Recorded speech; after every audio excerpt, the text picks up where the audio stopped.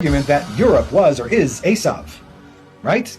Esav, Edom. So today, Edom is America as well. But the Nazis are of Amalek. Once Edom is destroyed, along with its false Messiah, then and only then can Israel rise, and Messiah ben David can gather the exiles and build the third temple. And Edom must be destroyed, and the false Messiah must be completely exposed. And once that happens, then the real one actually comes, and then Jerusalem can be built properly.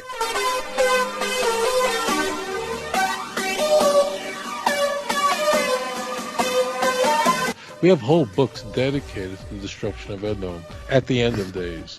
Until that point, Esav remains, the Edom remains, the church remains the implacable enemy of the nation of Israel.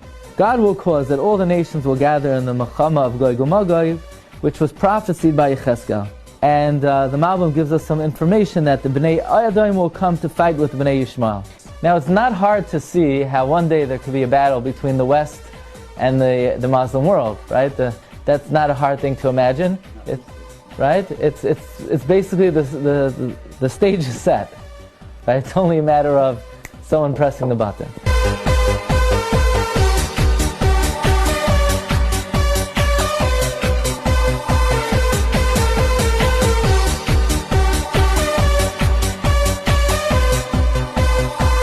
Edom falls.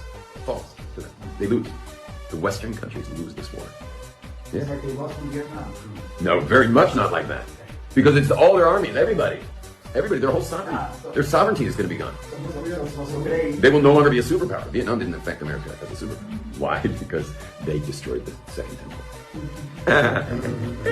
And when the Nekama comes down on the world, when the revenge of Hashem comes down on the world, it comes down on Babylonia, Iraq. Destroys the first temple, comes down on Edom, all over Europe, all over America. It's all part of Edom. It will come down very, very hard for they destroy the second temple.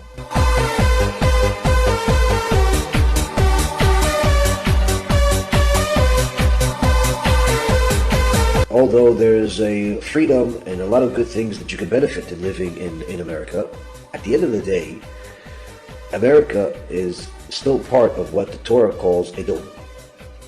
And Edom, or as Americans pronounce it, Edom, is still the biblical enemy of Yaakov. These are not friends of Israel. They never will be. Hashem said clearly, I hate Esav. The Jews will take revenge against all the Goyim in the world that came from Esav, that tortured them with thousands of years on anti-Semitism. The time for revenge will come. When will it happen? Only when Mashiach comes.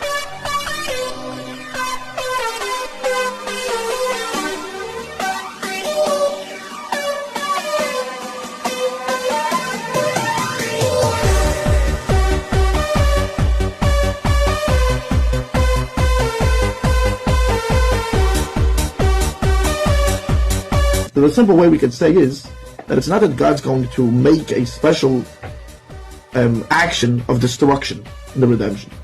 That God's going to erase 2/3 of the world, and so to this that Mashiach is going to. It says he's going to rule over the whole world. So a couple of the commentaries say he's going to destroy all the nations of the world. It doesn't mean that he's going to come and kill them with a rifle, with a gun, and stab them and shoot them and kill them. No, they're going to take away. Hashem's going to take away, and Mashiach's going to take away the ability of having a continuation, of having more kids. And therefore, the world is 2/3 of the world are going to be erased. Those are conservative, ultra-Orthodoxes are called Jews, and they choose to like their system and their culture, and they want to keep it that way, and that's their right.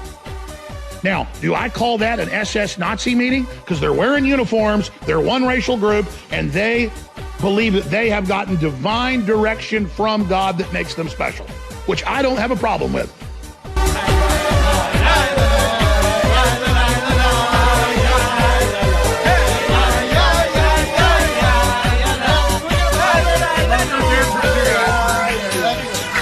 And I'm not saying that Donald Trump is the anti-Messiah. I'm not saying this.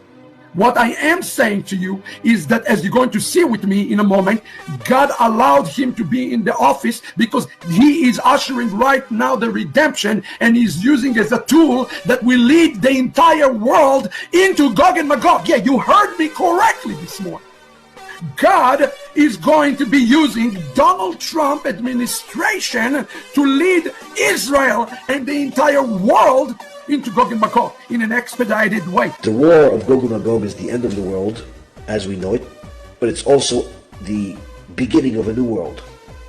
A new world where there is the Mashiach, the Jewish Mashiach, ruling over not just the Jewish people, but over the entire world, whoever survives in it.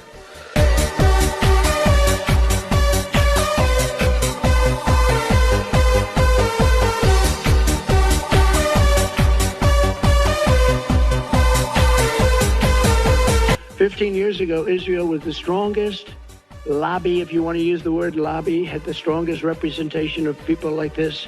These are great people, Miriam. But the strongest there was, if you said something about a Jewish person or something about Israel that was bad, you were out of politics. I'm here today to tell the Jewish American community that this ugly tide of anti-Semitic, pro-Hamas bigotry and hate will be turned back and crushed starting at noon on January 20th, 2025.